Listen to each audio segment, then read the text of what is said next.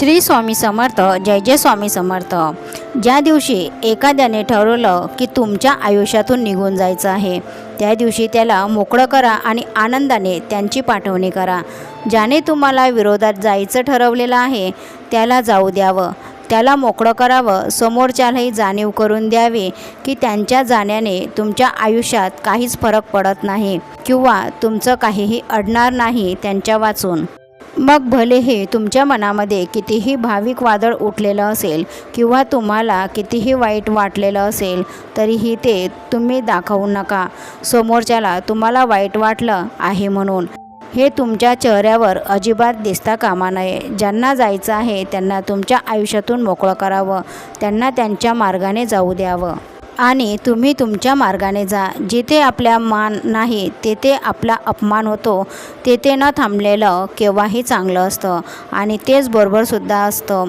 हे माहीत आहे की समोरच्याला असं सहजासहजी मनातून आपल्या आयुष्यातून काढून टाकणं खूप अवघड असतं.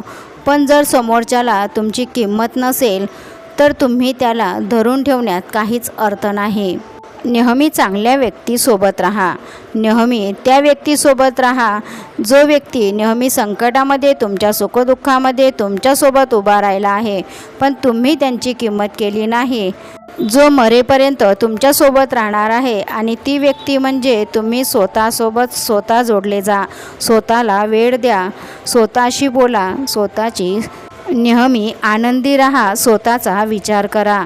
जेवढा वेळ तुम्ही समोरच्याला देत होता आणि तो मात्र निघून गेला आहे, तेवढाच वेळ तुम्ही स्वतःसाठी द्यावा. स्वतःचा आनंद कशामध्ये आहे ते शोधा आणि आपल्या आनंदासाठी कोणावरही अवलंबून राहू नका आणि हे स्वतःला सांगा आणि स्वतःमध्ये आनंदी राहायला शिका. जर तुम्हाला हे जमलं तर आयुष्यामध्ये तुम्हाला या गोष्टीचा कधीच त्रास होणार नाही की कोणी तुमच्या आयुष्यातून निघून गेले, तुम्हाला एकटं सोडलं, याचा त्रास तुम्हाला कधीच होणार नाही. हे लक्षात ठेवा. श्री स्वामी समर्थ. विचार आवडल्यास लाईक करा आणि चॅनलला सबस्क्राईब करा. आता हा संदेश त्या भक्तांसाठी ज्यांनी 7 नंबरच्या अंकाला स्पर्श केला आहे. आपल्या मनाला शांत ठेवता आलं पाहिजे. कुठलीही भावना नको. राग नाही, द्वेष नाही, बदला घेण्याची भावना सुद्धा आपल्या मनामध्ये नाही. शांत राहून गोष्टी समजून घ्यायला शिका. शांत राहून लढायला शिका. शांत राहून जिंकायला शिका आणि आपला गेलेला मान आपल्याला परत मिळवायला शिका. स्वतःला शांत कसं ठेवणार तर स्वतःबद्दल चांगला विचार करून. कोणी मला काही बोललं, कोणी माझा अपमान केला, कोणी म्हणून माझी किंमत कमी होणार नाही, ही गोष्ट अगोदर आपल्या डोक्यातून काढून टाका. स्वतःला यासाठी तयार करा की तुम्ही तुमच्या आनंदासाठी कोणावरही अवलंबून नाही आहात. तुमची ध्येय, तुमचे स्वप्न ही मोठी ठेवा आणि कोणत्याही परिस्थितीमध्ये ती मिळवण्याचा प्रयत्न करा.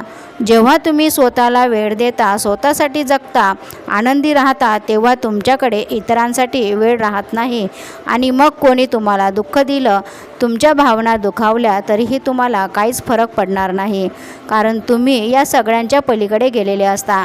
त्यासाठी आधी स्वतःला वेळ द्या. इतरांसाठी तुमच्या मनात कुठल्याच भावना ठेवू नका. लोकांच्या मागे गेला तर लोक तर हाती लागणारच नाहीत, पण त्याऐवजी आपल्या स्वप्नांच्या मागे गेला तर आपली स्वप्न पूर्ण केल्यानंतर लोक मात्र नक्की तुमच्या मागे येतील. इतकं मात्र लक्षात ठेवा.